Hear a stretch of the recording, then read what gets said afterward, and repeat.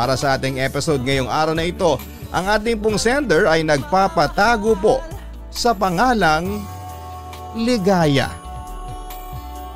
May maganda bang mangyayari sa paghihiganti? Yan ang tanong ko sa aking sarili sa tuwing makakaranas ako ng pang-aapi. Hindi ko matanggap na basta-basta ko na lamang tatanggapin ang mga masasakit na ginagawa nila sa akin. Hindi ko nahihintayin pa na sila ay makarma dahil ako na mismo ang magbibigay ng karma sa kanila. Sa totoo lang, nagdadalawang isip akong ibahagi sa inyo ang aking kwento pero sa huli, naisip ko rin na dapat kong ilabas ang anumang galit, sama ng loob at pighati na matagal nang nakakubli sa aking puso. Dear Papa Dudut, ligaya na lamang ang itawag mo sa akin. Ligaya dahil isa akong babaeng isinilang yata sa mundo upang magbigay ng kaligayahan o aliw sa mga kalalakihan kapalit ng pera. Bata pa lamang ako ay sinira na ang buhay ko. Sa gulang na 6 ay ginahasa ako ng aking amang lasinggero at naging sex slave ng mahigit sa 6 na taon. Hindi naglaon ay nahuli at nabilanggo ang aking ama sa mga kahayupang ginawa niya sa akin. Doon ay napunta naman ako sa pangangalaga ng aking tiyuhin. Na katulad ng aking ama ay wala ring awa na ginahasa ako. Ngunit hindi katulad ng ama ko na nabilanggo. Hindi ko nakamit ang hustisya sa pambababoy sa akin ng aking tiyuhin. Dahil sa maaga kong napariwara dahil sa 2 kong kadugo ay naging babaeng bayarin ako sa gulang na 15. Nung una nasusuka ako sa aking trabaho bilang prostitute. Pero hindi naglaon ay nasanay na rin po ako. Hinayaan kong babuyin ako ng mga lalaki alang-alang sa pera sa kada gabi at humigit kumulang sa 10 lalaki na gumagamit sa aking pagkababae. Hindi naglaon ay pinasok ko na rin ang pagiging torera kung saan ay kumikita ako ng doble sa kinikita ko sa pagiging prostitute. Sa trabaho kong ito nakilala ko naman si Philip. Hindi ko makakalimutan ang una naming pagkikita at pagsisiping dahil sa mga katangian niyang nagpakuha sa loob ko. Mabola at malakas ang karisma ni Philip, Papa Dudut. Bukod sa magaling siya sa kama, sa kabilang banda naman dahil sa masarap akong magmahal, ay nakahiligan ako ni Philip. Hindi lang 1, 2 kundi maraming beses kaming naglaro sa apoy. Hanggang sa hindi namin namamalayan ay unti-unti nang nahuhulog ang aming damdamin sa isa't isa. Kinalaunan ay nagtapat ng pag-ibig sa akin si Philip at ganon din ako sa kanya. Pagkatapos ay nag-live-in kami. Binago niya ang buhay ko, Papa Dudut. Tumigil ako sa pagbebenta ng laman at sa halip ay tinulungan niya akong makapasok sa isang desenteng trabaho. Sa pagsasama namin ni Philip ay nakilala ko siya ng lubusan. Doon ko din nalaman na isa siyang bisexual at madalas ko siyang makita na may kasamang ibang lalaki sa kama. Pero baliwala lang yun sa akin sapagkat ng mga panahon na yon ay mahal na mahal ko si Philip. Nung una ay masaya ang karelasyon si Philip pero dumating ang panahon na unti-unti na rin siyang nagbago ng pag-uugali kaya hindi maiwasang magkaroon ng problema sa aming relasyon. Hanggang sa matuklasan ko na nagbabalat kayo lamang pala si Philip. Lumabas din ang totoong kulay niya. Lasenggo, exhibitionist o may pagkamanyak. Madalas ko siyang nahuhuling may kasiping na mga lalaki. Gumagamit din siya ng mga ipinagbabawal na gamot tulad ng ecstasy. Lalo kasi akong nalilibugan kapag gumagamit ako nito. Madalas sabihin sa akin ni Philip sa tuwing pinagbabawalan ko siyang gumamit ng ecstasy. Tapos nauuwi naman kami madalas sa pagtatalo. Bakit ka ba nakikialam sa akin? Galit na sabi pa ni Philip sa akin. Kung gusto mo gumamit ka rin. Para naman ganahan ka. Ang boring mo na kasing kasiping eh. Dagdag pa nito. Hindi ako gagamit niyan kasi alam kong masama yan sa katawan. Pagtutol ko kay Philip. Kung gusto mong magpaka-high dyan, bahala ka na. Sumuko din ako sa kakasaway sa boyfriend ko. Samantala dahil sa pagmamahal ko kay Philip, minsan ay sinasakyan ko na rin ang hilig niya. Kapag nakikipagtalik siya sa maraming lalaki, sinasama niya ako. Pumapayag naman ako at pinapaubaya ko ang aking katawan sa mga kaibigan ng boyfriend ko. May pagkakataon pa nga na binibidyohan namin ang bawat adventures namin para pagkakitaan. Pero sa totoo lang, hindi ako masaya sa ginagawa ko.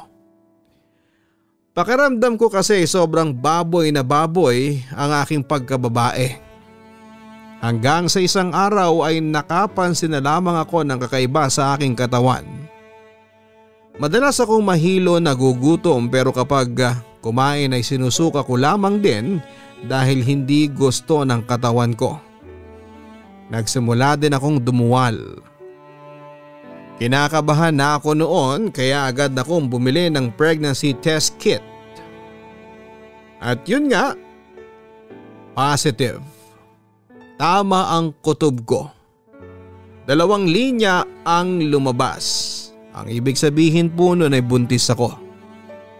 Bala ko sanang sabihin ito kay Philip pero laking gulat ko nang bigla niya akong kinaladkad sa parking area ng aming tinutuluyang condo unit.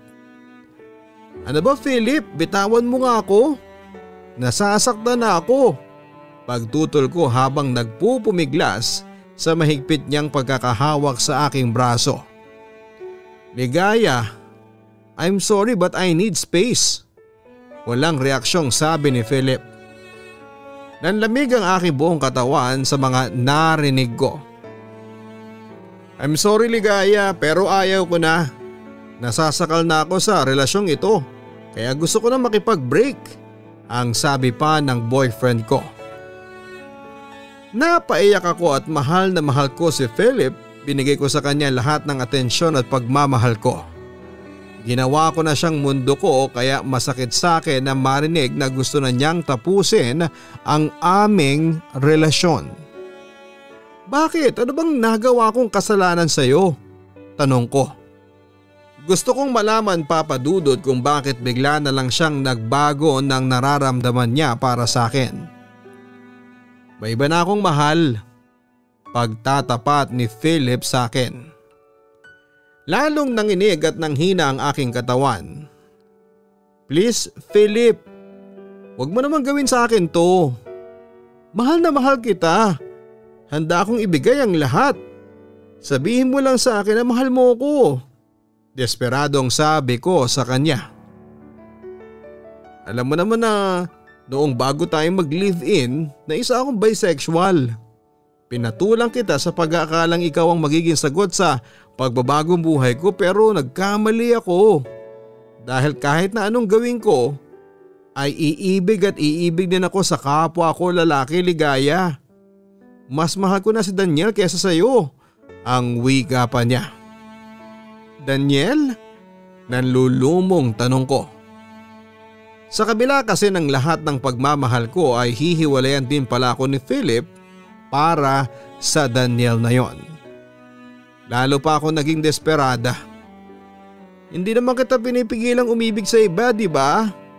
Simple lang ang hinihiling ko. Mahalin mo din ako. Kahit pa 2 kami sa puso mo, ayos lang sa akin. Ang sabi ko. Pero walang epekto yon kay Philip. Niloloko lang kita Ligaya. Hindi kita mahal. Bulalas ni Philip sa harapan ko. Tuluyan nang nanghina at bumagsak ang mga tuhod ko. Napaluhod ako sa harapan ni Philip habang umiiyak. Buntis ako, pag-amin ko sa kanya. Nagulat si Philip, Papa Dudut, sa pagtatapat ko. Alam kong isang malaking problema sa kanya yung sinabi ko. Oo, buntis ako at ikaw ang ama. 2 buwan na ang dinadala ko sa sinapupunan ko, kaya please Philip, mahalin mo ako alang-alang sa magiging anak natin. Pagmamakaawa ko sa kanya. Hindi ko matatanggap ang batang yan. Buong diin na sabi niya sa akin. Ipalaglag mo yan. Kukontakin ko na ang kilala kong abortionist. Dagdag pa niya. Tumutol ako sa gusto niya, Papa Dudut. Hindi ko ipapalaglag ang bata dahil alam kong eto na lamang ang tangi kong pag-asa para hindi ako iwanan ni Philip. Ipalaglag mo ang batang yan sa ayaw at sa gusto mo. Pagkatapos noon ay kinaladkad niya ako patungo sa kanyang kotse. Nagpupumiglas ako, Papa Dudut. Philip, nasasaktan ako. Maawa ka sa amin ng anak mo. Pagmamakaawa ko sa kanya. Pero hindi siya nakinig sa akin at persahan niya akong pinasakay sa kanyang kotse. At nang hindi ako tumigil sa kakapiglas ay sinikmuraan at sinuntok niya ako sa mukha kung saan ay nawalan ako ng malay. Nagkamalay na lamang ako habang nakahiga, Papa Dudut, sa isang hospital bed sa loob ng isang maliit na kwarto. Doon ko napagtanto na naipalaglag na ang bata sa sinapupunan ko dahil sumasakit at nagdurugo pa rin ang aking pagkababae. Pagkatapos noon ay para akong basahan na itinapon na lamang sa isang lugar. Mag-isa, walang nagmamahal at nagdurusa. Simula nang ipinalaglag ko ang bata sa sinapupunan ko ay nagalit ako kay Philip. Yun ang namutawi sa aking puso.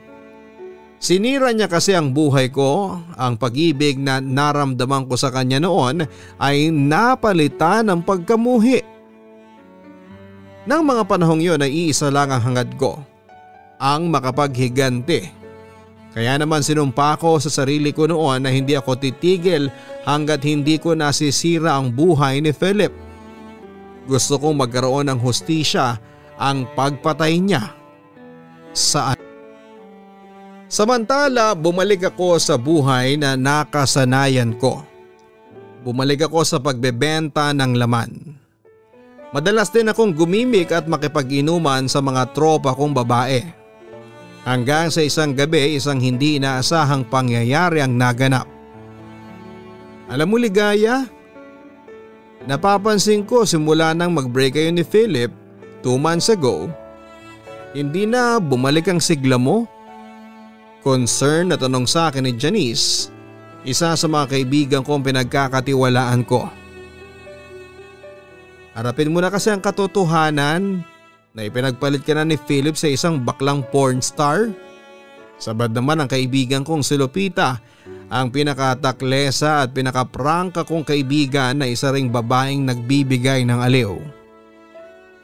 Napatingin ako sa aking mga kaibigan na curious sa aking narinig. Si Daniel? Porn star? Actually, para na siyang porn star dahil nagkalat ang mga sex videos niya sa internet. Lalo na sa Twitter. Napanood ko na mga videos niya. Grabe ang lakas ng loob niya. Sa totoo lang, sobrang gwapo ng Daniel na yan.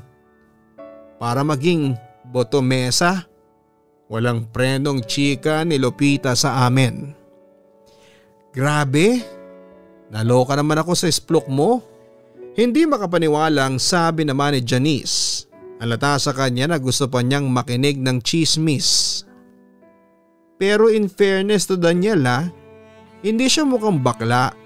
Ang boses niya, lalaking lalaki pa rin at saka magandang pangangatawan niya. Malumanay siyang magsalita Kung hindi lang siya bakla baka ginahasa ako na siya. Pabirong wika pa ni Lupita sabay tawa ng malakas.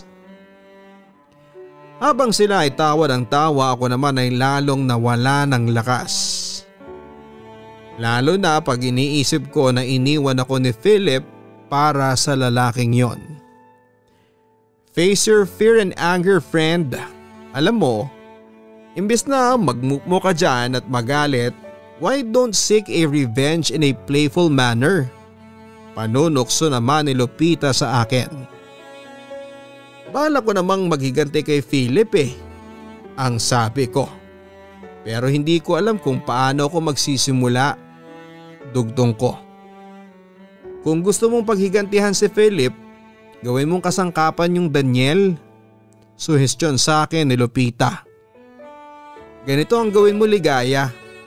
Kaibiganin mo si Daniel.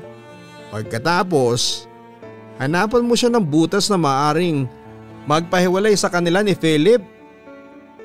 Like hanapan mo siya ng ibang lalaki. Pagkatapos, hayaan mong ma-discover ni Philip ang butas na yon kay Daniel. Dagdag pa niya. Grabe, Lupita, pwede ka ng kontrabida of the year. Natatawang wika naman ni Janice sa aking taklesa pero straightforward na kaibigan. Napaisip ako sa suhestyon na yon ni Lupita. Pero may naisip akong maganda. Mas pasabog, mas kontrabida ang datingan. Samantala hindi namin inaasahan na bigla naming matanaw si Philip na pumasok sa bar. Kasama niya ang ka-holding hands na isang lalaki na pinagpalagay kong si Daniel. Sumayaw sila sa gitna ng dance floor at doon ay naghalikan sa harap ng maraming tao. Pagkakita ko sa kanila, agad akong nakaisip ng maitim na plano. Sige mga mare, punta lang ako sa CR ha. Magre-retouch lang ako. Pero bago ako pumunta doon, I will make a show. Watch me. Sabi ko sa mga kaibigan ko. Nagpakita naman sila ng suporta sa akin. Hi Philip, sarkastiko kong bate sa aking ex-boyfriend. At tulad ng aking inaasahan, nagulat si Philip pagkakita niya sa akin. Alam kong gusto niyang umiwas pero huli na ang lahat. Sino siya, Philip? Tanong ni Daniel sa kanya habang nakatingin sa akin ang pamin na lalaki. Ako si Ligaya, ex-girlfriend ni Philip. Sagot ko kay Daniel. Nice to meet you, Ligaya, ang sabi sa akin ni Daniel. Kita ko sa mga mata niya ang sincerity at para bang gusto niya akong maging kaibigan. At that time ay hindi ko maipaliwanag pero parang lumambot ang puso ko sa lalaki ng agaw sa aking ex-boyfriend. Philip, hindi mo sinasabi sa akin na nagkaroon ka pala ng napakagandang girlfriend? Ang tanong ni Daniel sa aking ex-boyfriend. At this point ay na-realize ko na hindi pala sinabi ni Philip kay Daniel ang tungkol sa akin. Samantala na flattered ako sa sinabing yon ni Daniel. Kahit medyo madilim sa bar ay kita ko sa mga mata niya ang paghanga niya sa akin. Parang tumibok ang aking puso. Daniel, let's go. Medyo parang nagiging cheap na ang datingan sa akin ng bar na ito, ang sabi ni Philip habang halatang nagsiselos na. Hindi kasi maalis ni Daniel ang kanyang mga mata sa akin, Papa Dudut. Pasensya na ha, maiwan ko na kayo, ang sabi ko kay Daniel. Mukhang hindi komportable ang body mo na makita ang ex-girlfriend niya. Sige, pupunta lang ako ng CR para mag-retouch. Pagkatapos ay aalis na rin kami ng mga kaibigan ko. Dagdag ko pa nang mapansin ko na parang sasabog na si Philip sa sobrang selos. At bago pa ako tumungo sa aking destination ay nagpahabol pa ako ng compliments sa boyfriend ng ex ko. By the way, Daniel, I really like you, ang sabi ko. nakita kong hinawakan ni Philip ng mahigpit ang boyfriend sa braso, para bang sinasabi niyang humanda siya sa kanya pag uwi nila.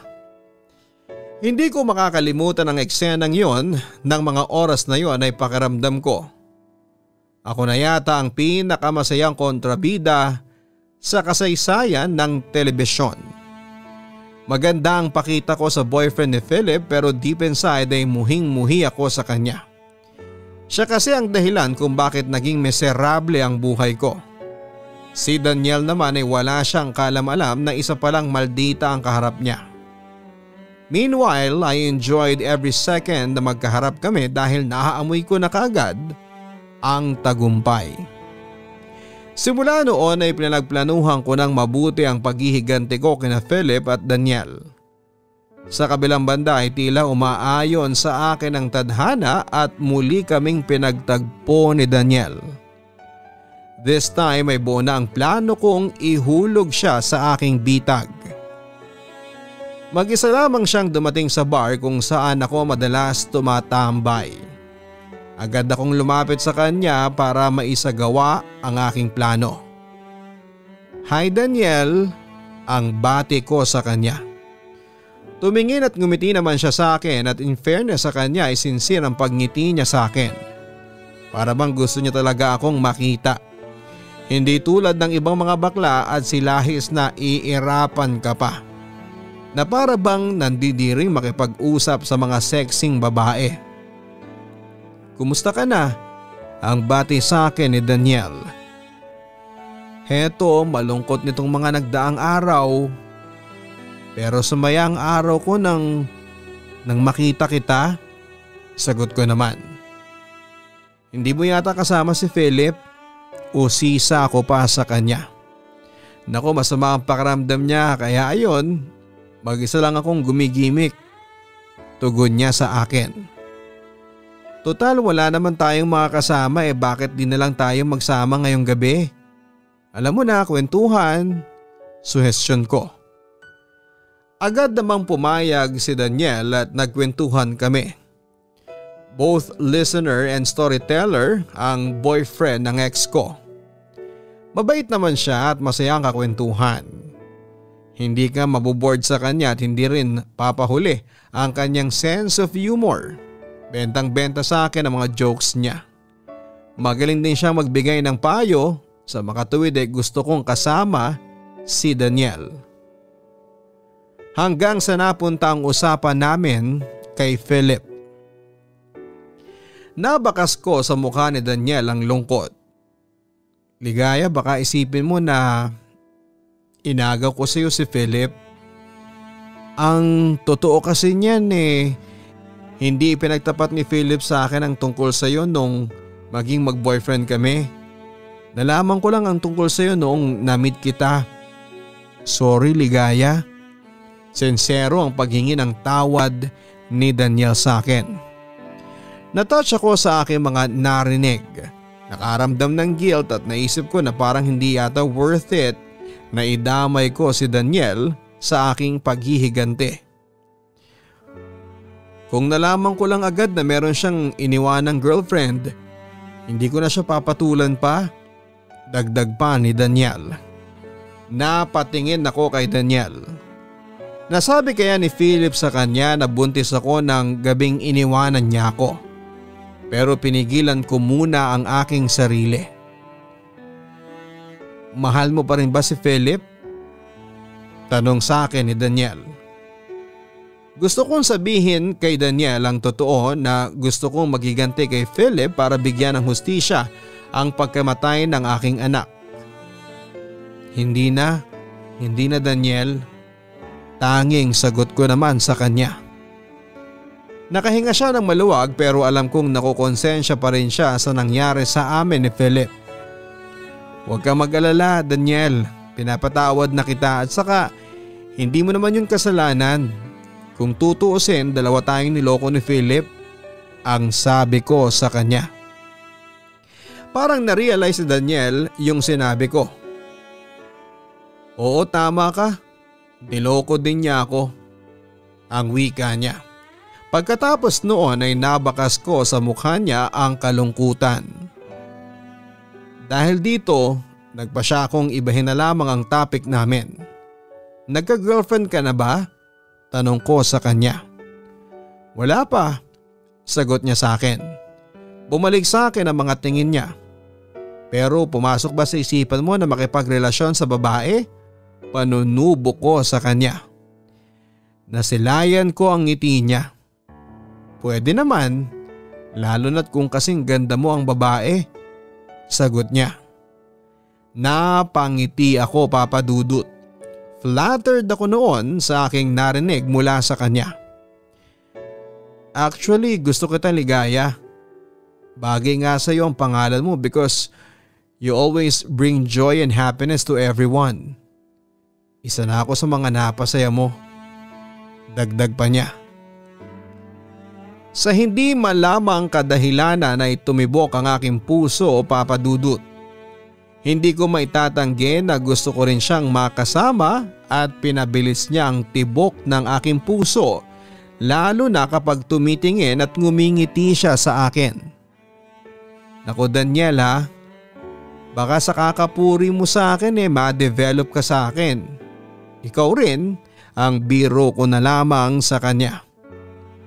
Tumingin sa akin si Daniel and this time ay seryoso siya. Bakit? Masama bang ma-develop sa'yo? Mas magiging masaya ako kung ma-develop ako sa'yo. Ang sagot niya sa akin. Natigilan ako at lalong bumilis noon ang tibok ng aking puso. Posible kayang ma-inlove sa akin si Daniel. Sa mga tingin niya sa akin ay mukhang seryoso siya sa mga sinasabi niya. Papa Dudut, naramdaman ko ng unti-unting nahuhulog sa aking bitag si Daniel. Ako naman sinasamantala ko ang pagkakataon. Unti-unti kong kinukuha ang loob ni Daniel sa pamamagitan ng regular na komunikasyon sa pamamagitan ng text, tawag o Facebook. Hanggang sa kinaibigan ako ni Daniel. Doon ay nakilala ko ng husto ang taong gagawin kong kasangkapan sa aking paghihiganti kay Philip. Mabait, maalaga, maalalahanin at sincero si Daniel. Although aaminin ko na lumalambot din ang puso ko at nakakaramdam ng guilt dahil sa ipinapakitang maganda sa akin ni Daniel. Pero hindi ako nagpatalo sa aking nararamdaman. Kailangang maranasan ni Philip ang sakit na ibinigay niya sa akin. Samantala aaminin ko na parang nahuhulog na noon ang loob ko sa boyfriend ng ex ko. At nang magkaroon ako ng pagkakataon ay dinala ko siya sa aking bahay. Sinubukan ko siyang akitin at laking gulat ko nang siya ay magpaunlak sa aking panunukso. Nag-away lang kami ni Philip nung isang araw. Nagsiselos kasi siya sa iyo pagtatapat sa akin ni Daniel. Talaga? Pinagseselosan ako ng boyfriend mo? Hindi makapaniwalang tanong ko sa kanya. Pero sa kaloob-looban ko ay nasiguro ko na ang aking tagumpay. Masyado raw ako nagiging malapit sa iyo. Ang sabi sa akin ni Daniel. Bakit niya ako pinagseselosan? Wala naman siyang dapat ipagselo sa akin dahil sigurado akong hindi ka naman ma-attract sa akin. Kunwari sabi ko sa lalaking nasa harapan ko. Nasulyapan ko ang malungkot na mata ni Daniel. Alam mo kahit ganito ang kasarian ko na-attract din ako sa mga babaeng katulad mo. Ligaya aaminin kong may pagtingin ako sa iyo. Ang sabi niya sa akin na siyang kinagulat ko palalo. Muling nagtama ang aming paningin. Sa hindi malamang kadahilanan ay parang may puwersang naglalapit sa aming mga mukha.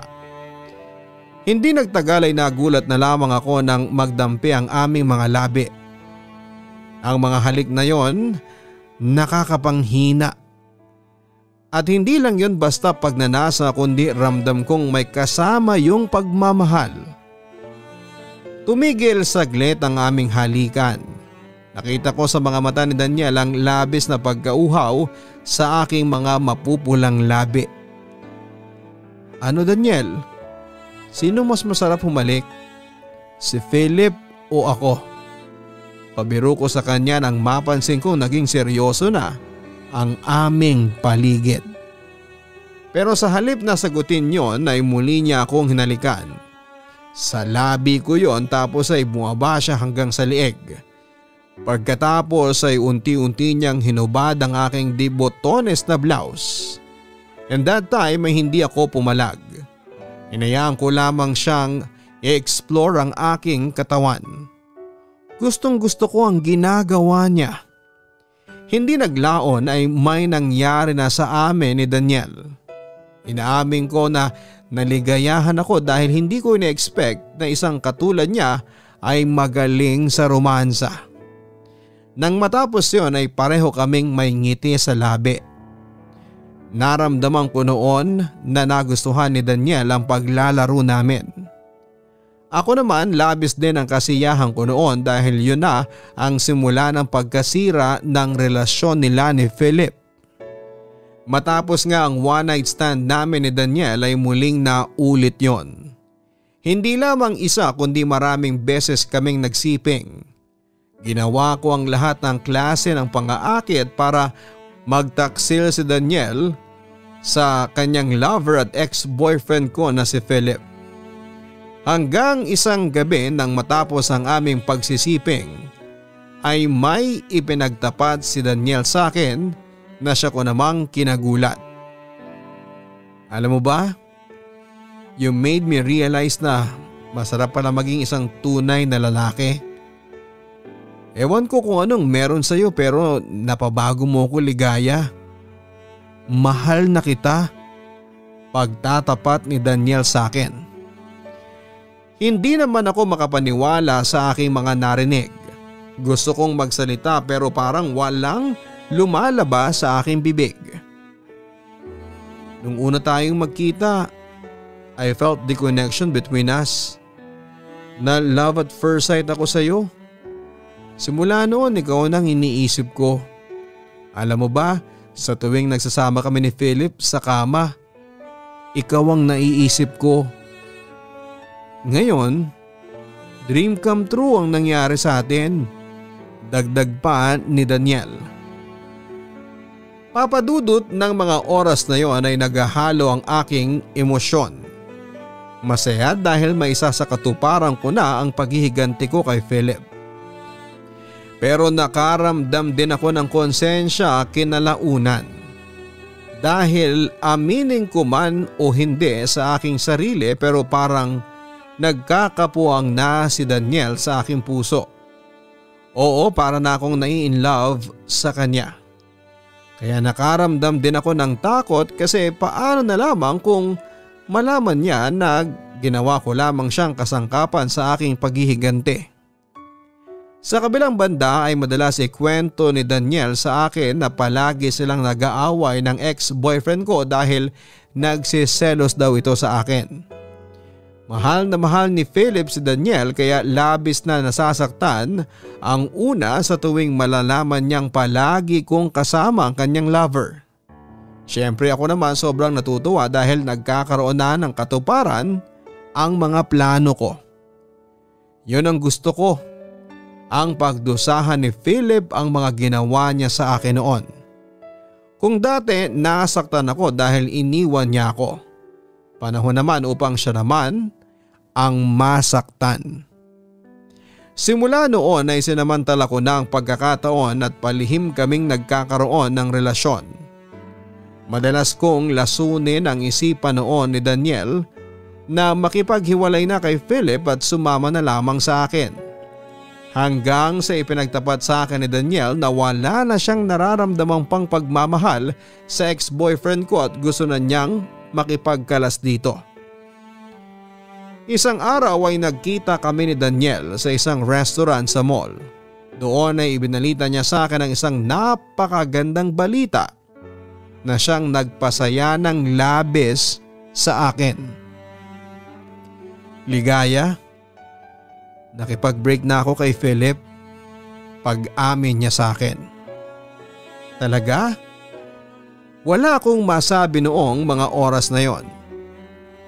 Noong makipag-break ako sa kanya, lumuhod siya sa akin at nakikiusap na huwag ko siyang hiwalayan, pero sa huli nag-decide akong hiwalayin na rin siya para sa'yo.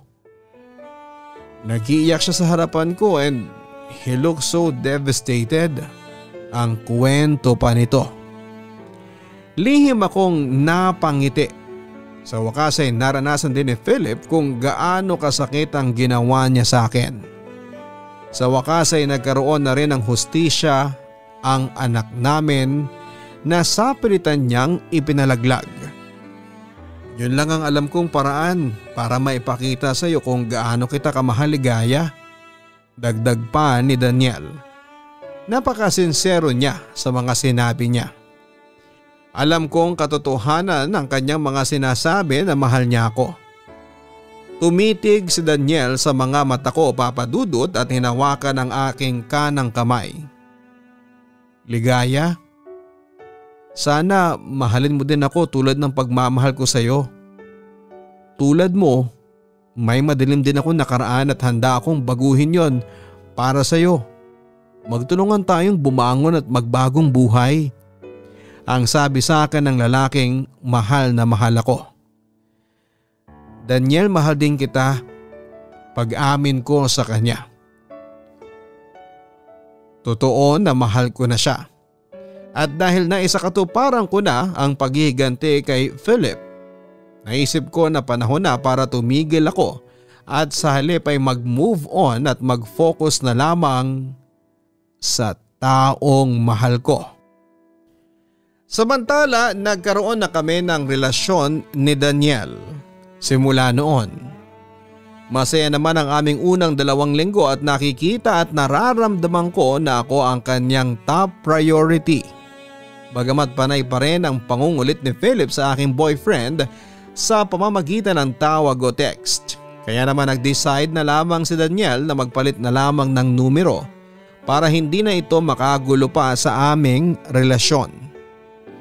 Pero isang araw sa parking lot ng aking tinutuluyang kondo ay hindi ko inaasahan na makikita ko doon si Philip. Gusto ko sanang umiwas pero huli na dahil pinigilan niya ako. Pumalag ako at nagpumilit kumala sa pagkakahawak sa akin ni Philip na noon ay namumugto ang mga mata. Ligaya, I'm sorry sa mga ginawa ko sa iyo. Inamin kong nagdulot ako ng sakit sa puso mo. Pinagsisisihan ko na yon. Pero pakiusap, Ligaya, mapatawad mo sana ako. Mangyak-ngyak na sabi ni Philip sa akin. Imbes na maawa kay Philip ay lalo lamang akong namuhi. Talaga, Philip? Nagsisisi ka na? Pero teka, kailan ka nagkaroon ng konsensya ha? Dahil ba kay Daniel? Sarkastiko kong tanong sa kanya. Pero hindi nagpatinag si Philip. Ibalik mo na sa akin si Daniel. Nakikiusap ako. Mahal na mahal ko siya. Kunin mo na ang lahat sa akin, wag lang si Daniel. Kung gusto mo, lumuhod pa ako sa iyo ngayon, Ligaya. May pinagsamahan naman tayo. Minahal din naman kita. Sabi pa niya sa akin. Minahal? Kung mahal mo pala ako, bakit mo pinersang ipalaglag ang anak natin? Philip, kahit na lumuhod ka pa sa akin, hinding-hindi kita mapapatawad. Para akong bulkan na sumabog noong sinabi ko yon sa kanya.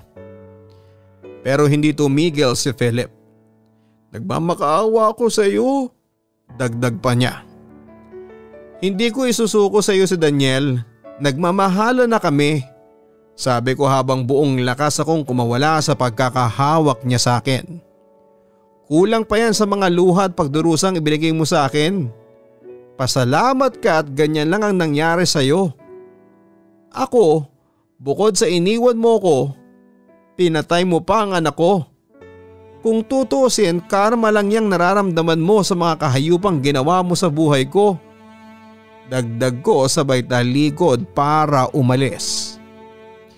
Papadudot, akala ko ay doon na magtatapos ang panggugulo sa amin ni Philip. Pero nagkamali ako dahil pagsapit ng first monthsary celebration namin ni Daniel ay muli siyang nanggulo sa amin. Ewan ko ba kung bakit gano'n na lamang kadesperado si Philip na makuha muli si Daniel. Ang dami namang lalaki dyan na mas gwapo pa kaysa sa present boyfriend ko. Pero pilit pa rin niyang pinagsisiksikan ang kanyang sarili kay Daniel.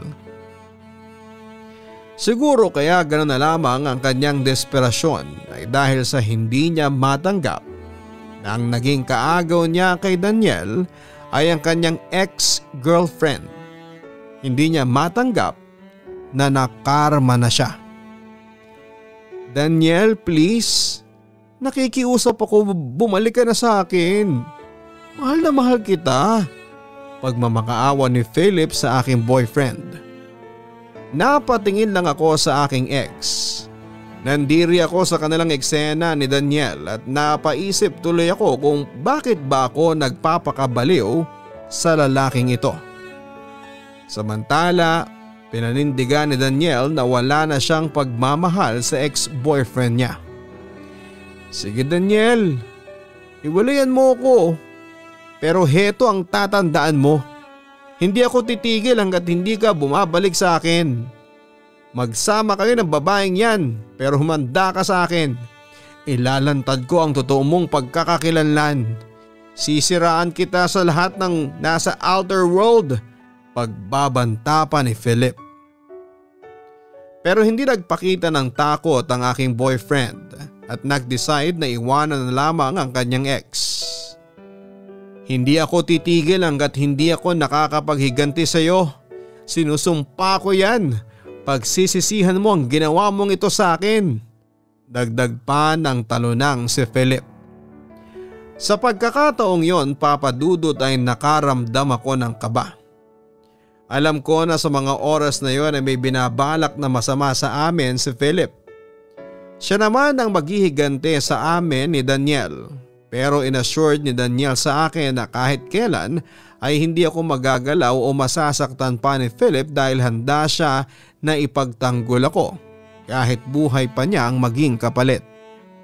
Samantala sinubukan naming mag-live-in ni Daniel. Simula noon ay pareho na kaming nagbagong buhay. Tumigil na ako sa pagbebenta ng laman. Ganon din siya. Dine-activate na niya kanyang alter account sa Twitter at mga adult sites. Tumigil na rin siya sa paggawa ng adult videos kasama ang ibang lalaki. Hindi nagtagal ay nagkaroon kami ng kanya-kanyang marangal na trabaho. Ako bilang sales clerk sa mall habang nagwo-work naman sa call center si Daniel. Naging maayos naman ang pagsasama namin. Punong-puno ng may kaunting pagsubok pero agad naman naming nalalampasan yon. Isa na roon ang panggugulo sa amin ni Philip. Maraming pinakalat na kasinungalingan siya laban sa aming dalawa ni Daniel. Una, ikinalat niya na kesyo HIV positive daw kaming dalawa ni Daniel. Pangalawa, kesyo scammer daw ako. Miyembro ng budol-budol at sa totoo lang ay nasira ang reputasyon namin ni Daniel sa mga kakilala at kaibigan namin, lalo na sa issue ng pagiging HIV positive, which is hindi naman totoo. Kaya nagsampa kami ni Daniel ng kaso laban kay Philip ng grave oral defamation at paglabag sa Section 50H ng Republic Act 11166 o Philippine HIV and AIDS Policy Act. Dahil dito ay nagtago si Philip at hindi na nagparamdam sa amin ng ilang buwan. Sa kabilang banda ay nag-deactivate naman kami ng kanya-kanya naming social media accounts para iwas intriga. Simula noon ay naging tahimik na ulit ang buhay namin ni Daniel. Masaya kami nagsasama na parang legal na mag-asawa. Lumipas ang ilang pang buwan at nalaman ko na lamang nabuntis ako at masaya kaming nag-celebrate ni Daniel. Ligaya, gusto kong pagkapanganak mo, apelyido ko ang dadalhin niya. Ang sabi sa akin ni Daniel. Tutal, nagmamahala naman tayo, bakit hindi natin gawing legal ang ating pagsasama? Dagdag pa niya. Gusto mo bang magpakasal na tayo? Tanong ko kay Daniel. Oo sana, sagot ni Daniel. Hindi lang magiging lehitimo ang ating anak, gusto ko rin magkaroon ng basbas mula sa Diyos ang ating pagsasama bilang mag-asawa. Ngumiti ako sa mga sinabi niyang yon. Pumapayag ako, Daniel. Handa akong magpakasal sa iyo at maging misis mo. Sagot ko sa kanya. Nakita ko na abot hanggang tenga ang ngiti ni Daniel dahil sa sobrang saya. Salamat ligaya at handa kang tanggapin ako bilang mister mo. Ang sabi ni Daniel sabay halik sa akin. Kailan ba gusto mong magpakasal tayo? Tanong niya sa akin. Kahit kailan, ikaw ang bahala. Tugon ko. Agad naming plinano ang kasal dahil kakasimula pa lang noon ng pandemya. We decided na mag-imbita lamang ng taong mahalaga talaga sa aming buhay. Inayos din namin ang magiging reception pagkatapos ng lockdown. All set na noon ang kasal namin pero may isang problemang dumating. Napapansin ko na parang hindi okay si Daniel. Mixed emotions ng galit at takot. Sinubukan ko naman siyang kausapin pero ang sabi lang niya sa akin ay stress lang daw siya sa trabaho. Pero noong mga panahong yon ay kinakabahan ako. Parang may inililihim sa akin ang aking fiancé. Hanggang isang gabi muli ko siyang kinausap at tinanong kung may problema ba siya. Daniel, ako ang magiging future wife mo. Sabi mo sa akin ang problema mo at nandito ako para tulungan ka. Ang sabi ko sa kanya. Si Philip, tugon sa akin ni Daniel. Bakit? Ginugulo ka ba niya? Anong sabi niya sa'yo? Usisa ako sa kanya. Inonsihan pala noon ni Philip ang sindikato ng droga na kinabibilangan niya. Pagtatapat ni Daniel sa akin. Ngayon, ako ang gustong balikan ng mga dati niyang kasamahan. Nagsisend sila palagi ng death threat sa akin eh. Ang kwento pa niya. Bakit ngayon mo lang to sinabi sa akin? Pag-aalalang tanong ko sa kanya. Wala akong kalam-alam na nasa panganib na pala ang buhay mo. Tumingin sa akin si Daniel. Patawarin mo ako ligaya kung hindi ko sinabi sa iyo. Sa totoo lang natatakot ako para sa kaligtasan mo. Ayaw kitang madamay. At saka namumroblema ako kung paano ko lilinisin ang pangalan ko sa sindikato. Wala akong kinalaman sa ginawa ni Philip at lalong hindi ako miyembro ng anumang sindikato. Pag-amin sa akin ng aking fiancé. Kung magsumbong tayo sa mga pulis, suhestyon ko. Wag. Lalo lang nating palalalain ang sitwasyon. Pagtutol pa ni Daniel. Anong plano mo ngayon? Nagwo-worry na ako ng sobra sa aking fiancé. Alis muna ako. Lilinisin ko ang aking pangalan. Ang sabi ni Daniel. Sa mga mata pa lamang niya ay alam kong buo na ang desisyon niya. Pero tumutol ako. Pupuntahan mo yung sindikato para linisin ang pangalan mo? Sa palagay mo makakalabas ka pa ng buhay oras na puntahan mo sila, Daniel? Kahit ano pang paliwanag mo, hindi sila makikinig sa'yo. Mamamatay ka lang sa gagawin mo. Ang sabi ko sa kanya. Napag-isip-isip si Daniel na may punto ako. Ano kaya magandang plano? Kailangan mo talaga ng proteksyon mula sa mga alagad ng batas.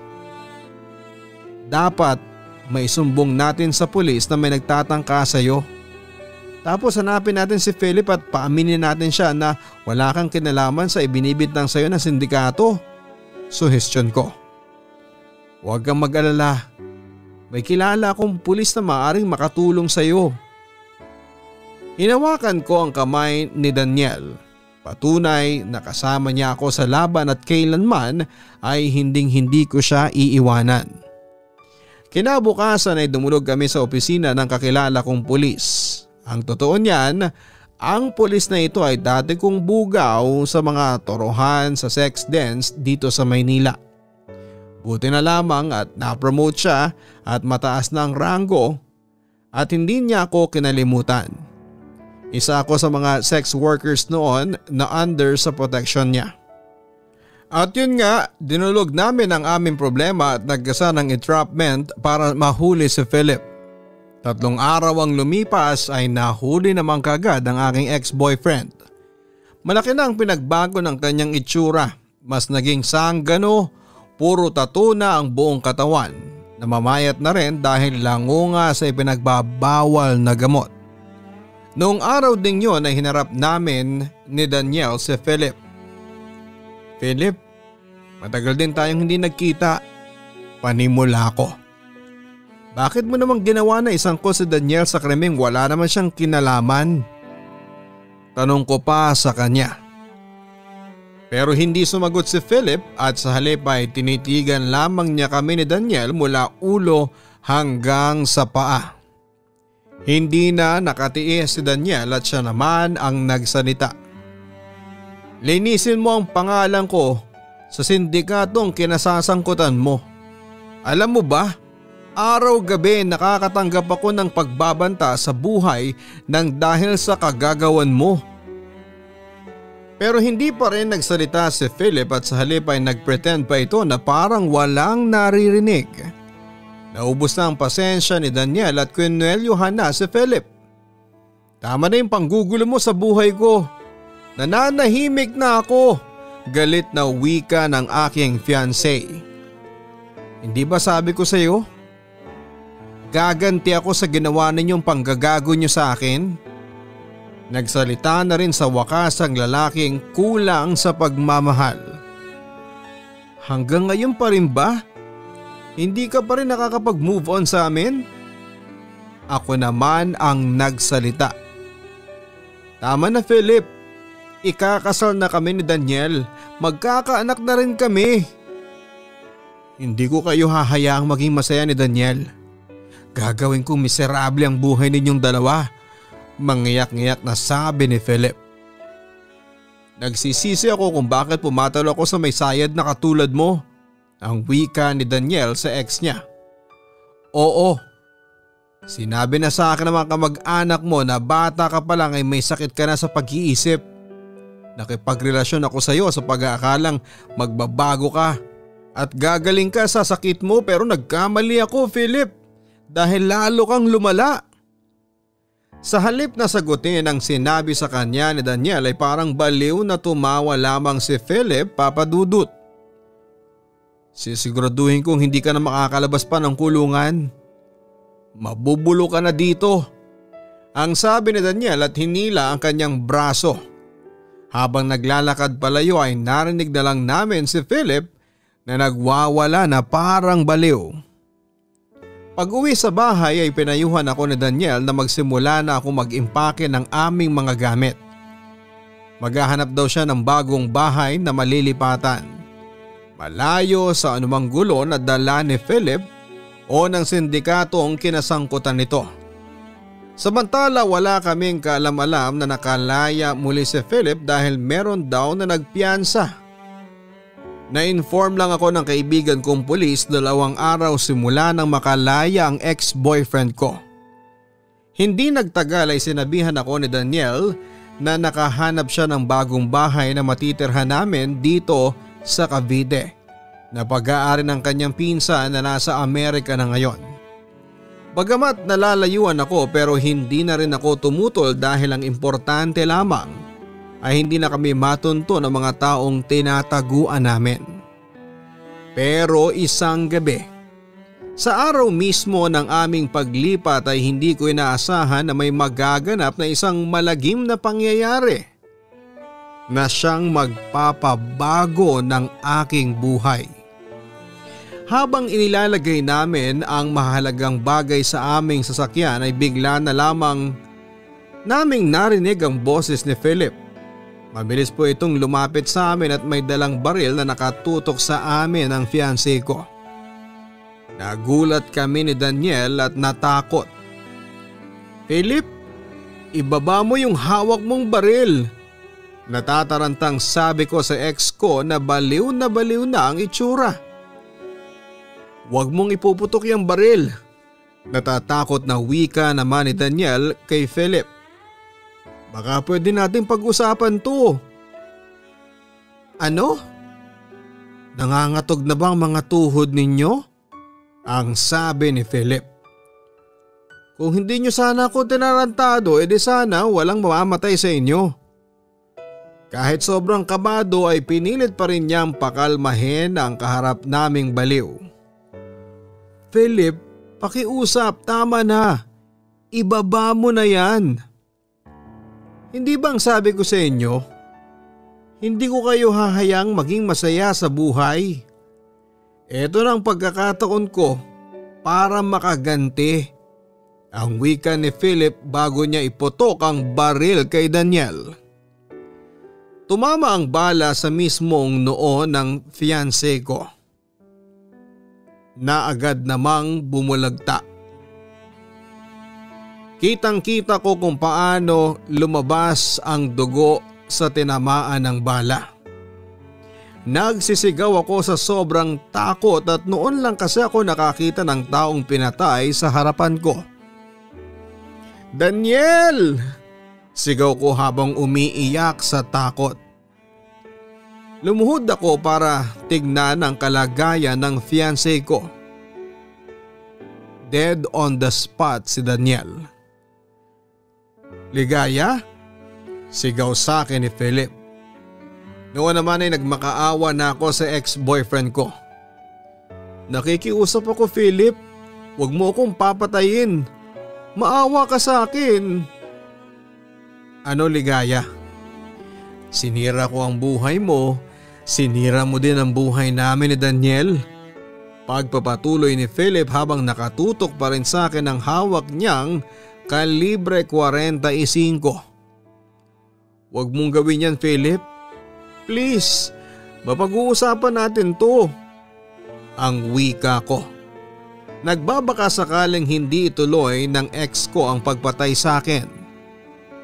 "Ligaya, minahal kita. Oo, alam ko nagdulot ako ng pighati sa buhay mo. Pero sana naman isipin mo ang mga ginawa kong pabor sa'yo. Inahong kita mula sa hirap. Kung hindi dahil sa akin hanggang ngayon pokpok ka pa rin eh. Kung hindi dahil sa akin busabos ka. Ang sama mo, Ligaya. Sa totoo lang mas masama ka pa kesa sa akin dahil 2 buhay ang sinira mo. Ano, Ligaya? Masaya ka na ba? Ano? Sagot!" Galit na noon si Philip. "Tama na, Philip. Nagmamakaawa ako sa iyo." Yun na lamang ang aking nasabi habang naghihintay ng aking kamatayan. "Magsama-sama tayo sa impyerno, Ligaya. Pero mas gusto ko matagal mong pagdusahan ito." Ang sabi ni Philip sabay subo ng baril na hawak niya. Nataranta ako. "Huwag mong gawin yan, Philip. Diyos ko, huwag!"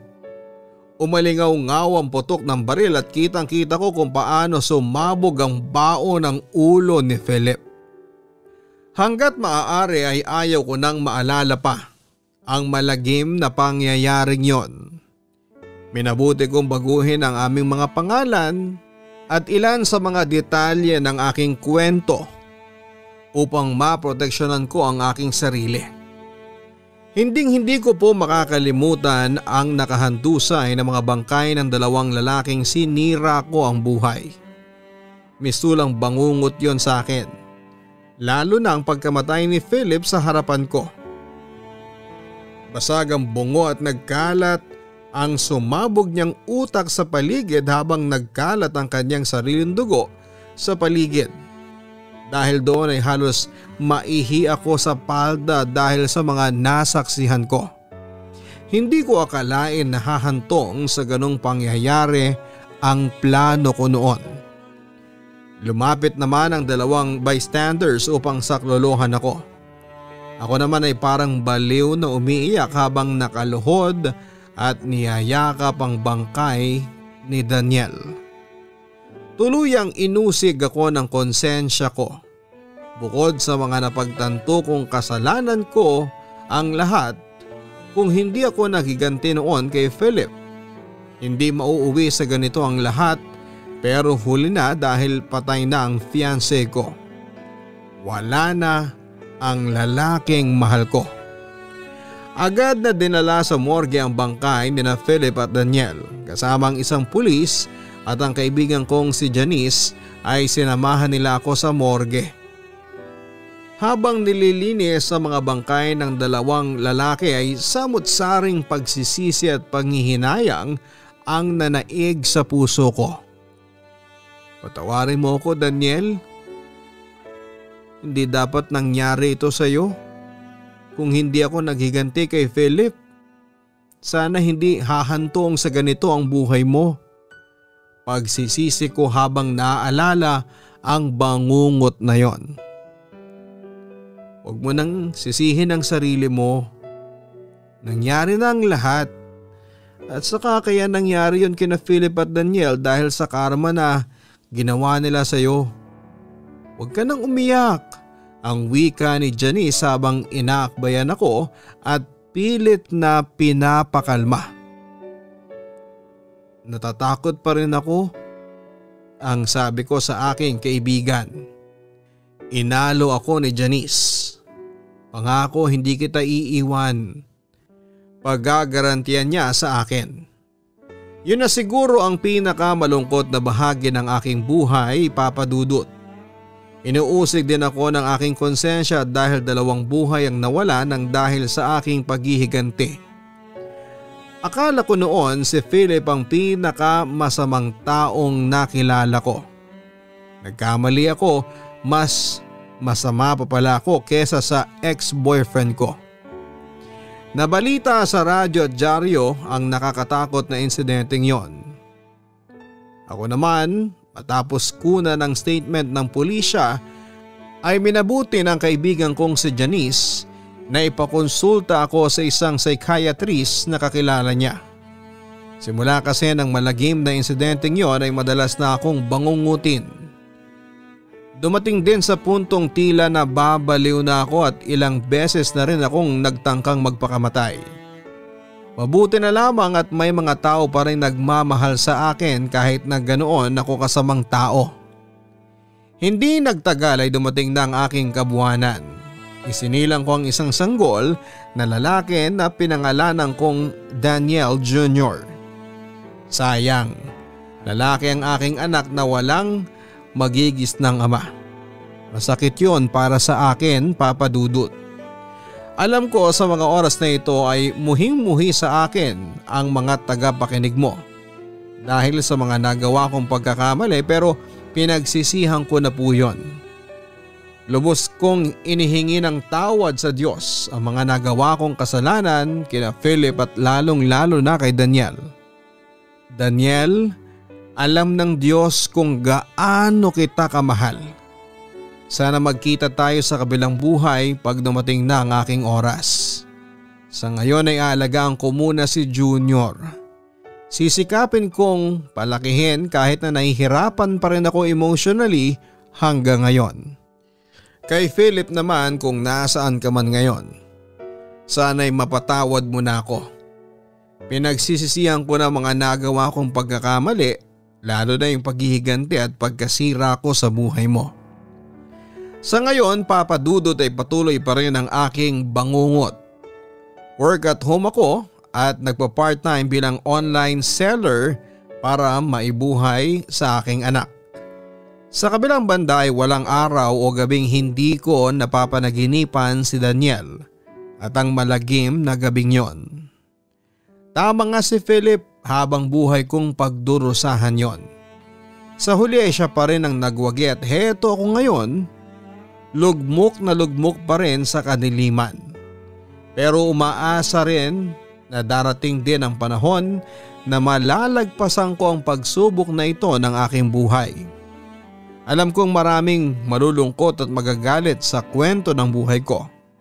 Pero isa lang sana ang hiling ko. Sana ay makuha ninyo akong patawarin.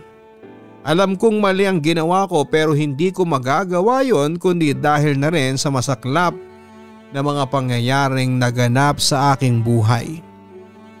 Muli ay humihingi ako ng tawad sa mga taong nasaktan ko. Maraming salamat din po sa pangunawa.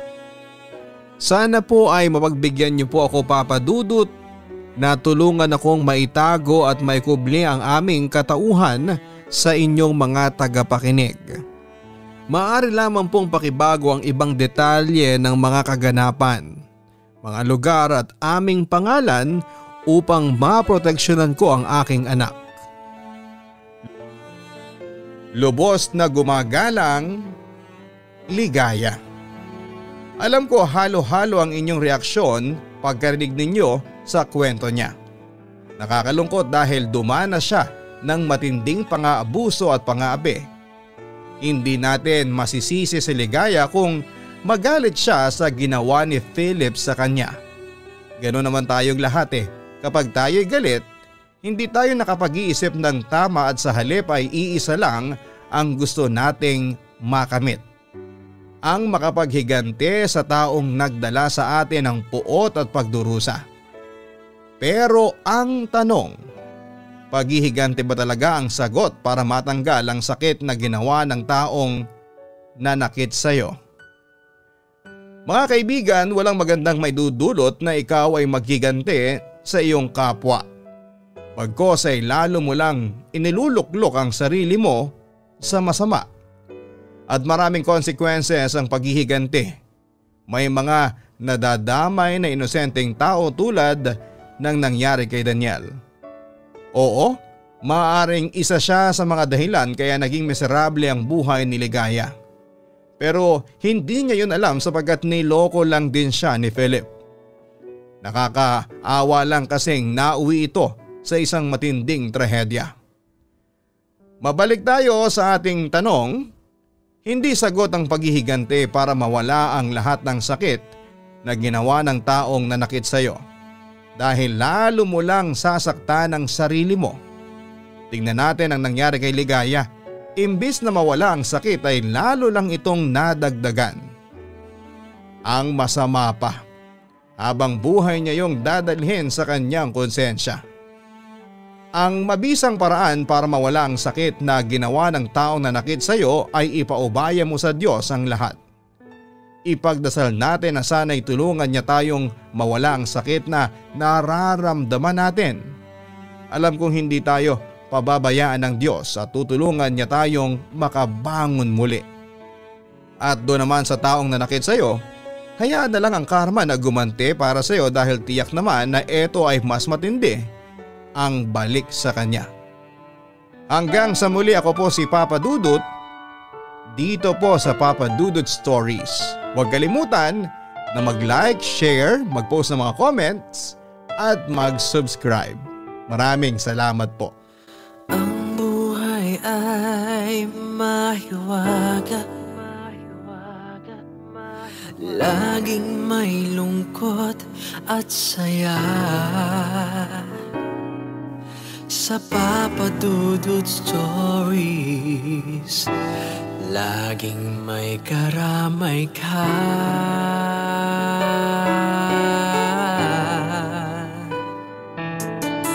Mga problemang kaibigan, dito ay pakikinggan ka. Sa Papa Dudut Stories, kami ay iyong kasama.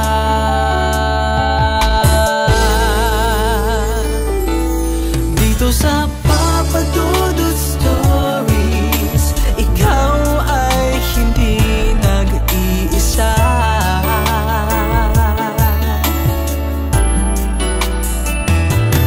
Dito sa Papa Dudut Stories, may nagmamahal sa'yo.